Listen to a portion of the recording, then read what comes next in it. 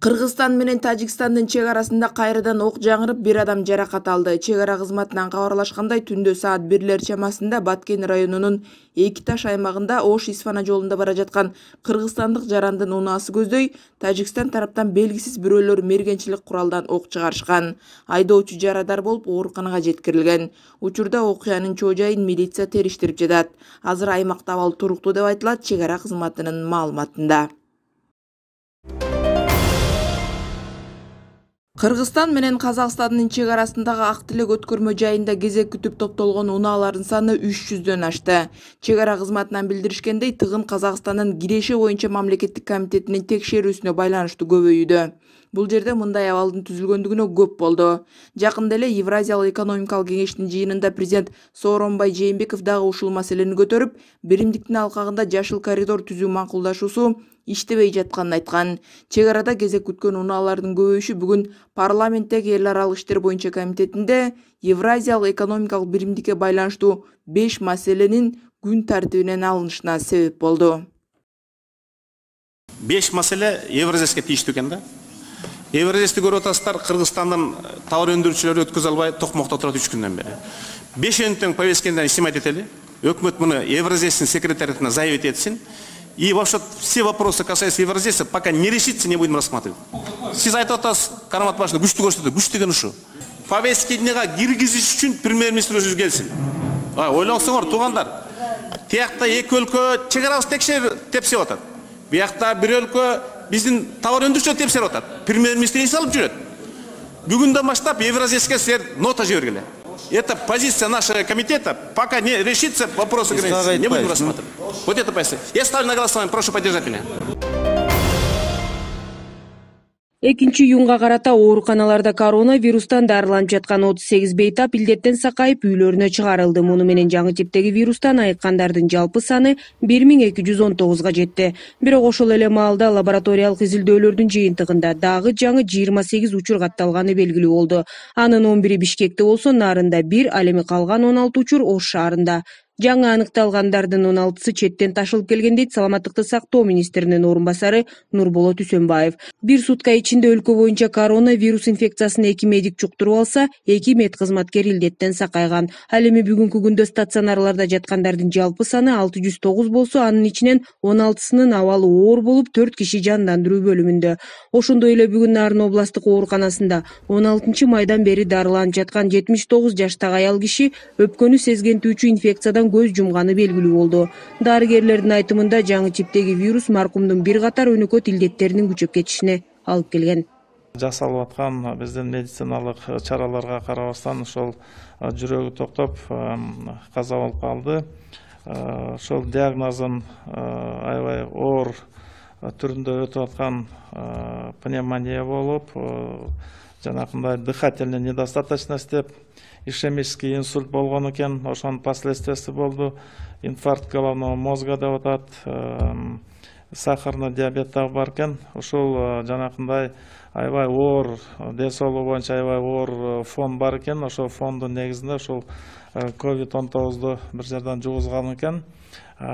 Ошондо мына бүгүн ошол биздин медициналык жанакындай иш чара жүргүзгөнгө карабастан мына бүгүнкү күнү ошол бул бейтап каза болуп калды деп мына айтууга туура келип жатат. Бүгүнкү күндө ошентип каза болгондордун саны бүгүн 17 болду. Россияда коронавирустан 5 айлык боюнда бар кыргызстандык келин каза тапты. Анын жакындары сөөктү бул жака алып келүү үчүн каражат издеп жатышат. Маалыматтарга караганда 31 жаштагы аял 2 күн мурда Москвадагы ооруканада кайтыш болгон. Ал Жалал-Абад областынын Базар Коргон районундагы Совет айылынын тургуну экени кабарланууда. Россияга ушул жылдын башында иштегени кеткен. Ал ооруканага түшүп операция жасалган. 5 айлык баласы 3 күн жашап чарчап калган. Келин дагы өзүнө келе албай жатып көз жумган. Дарыгерлер кыргызстандык жаран коронавирустан каза тапканын айтышкан. Азыр 2 сөөк тең моргто. Учурда элчилик сөөктү Кыргызстанга жеткирүү боюнча тиешелүү документтерди даярдап жатканы кабарланды. Буга чейин Россияда коронавирустан каза болгон кыргызстандык 3 адамдын сөөгү мекенине жеткирилип, жерге берилген. Бүгүн эртең менен чет өлкөдөн дагы 179 жаран Кыргызстанга жеткирилди. Тышкы иштер министрлигинен кабарлашкандай, Минск-Бишкек багыты боюнча уюштурулган авиакаттам аркылуу бир катар өлкөлөрдө мекенине келе албай жаткан жарандар чогултулуп жеткирилди. Бул рейс аркылуу Австрия, Армения, Беларусь, Венгрия, Улуу Британия, Германия, Литва, Италия, Испания, Польша, Украина, Франция, Чехия, Швеция, Швейцарияда жүргөн 179 кыргызстандык алып келинди. Алардын баары талапка ылайык обсервацияга жаткырылды.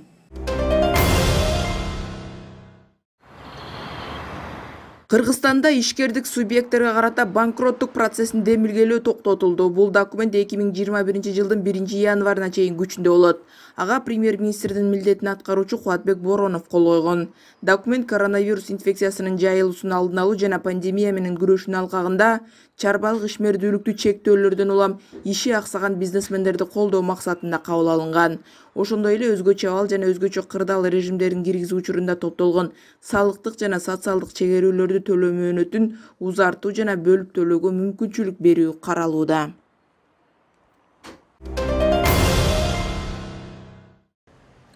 Прокуратура блогер Элмирбек Сыдымановду 6 жылга эркинен ажыратууну өтүндү. Ошондой эле аны сот залынан камакка алууну суранды. Бүгүн Бишкектин Октябрь райондук сотунда Сыдымановдун ишин кароо улантылды. Адвокаттын айтымында сот лингвистикалык экспертиза жүргүзүү тууралуу өтүнүчтү зарылчылык жок деп четке кагып койду. Сыдыманов апасын, карындашын сөгүп козуткандарга жооп кайтарган үчүн соттолууда. Ал аймак аралык кастыкка чакырган эмес, дейт жактоочусу. Блогер февралда расалык, улуттук, диний же аймак аралык кастыкты козуткан деп айыпталып, 10 күн тергөө абагына камакка алынган. Ал социалдык баракчасы аркылуу Кыргызстандын айрым областтарында колдонулган сөздөрдү сындаган. Бул коомчулукта кызуу талкууга алынып, кийин өзү жаңылганын мойнуна алып кечирим сураган.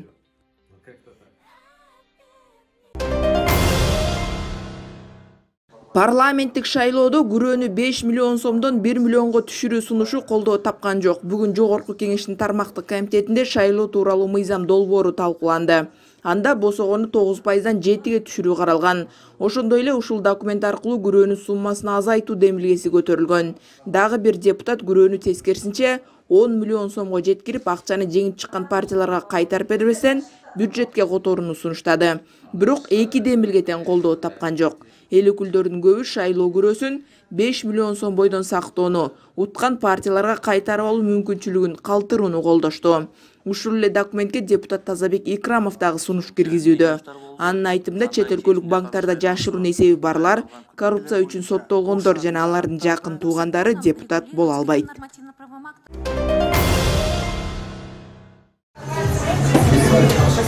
Кыргызстанда парламенттик шайлоону жаңы эрежелер менен өткөрүү сунушталды. Буга чейин саясий өнөктүктү 1 жылга жылдыруу керек деп айтылса, эми аны өз мөөнөтүндө эле өткөрүп, бирок жаңы шарттарды киргизүү зарыл деп чыгышты.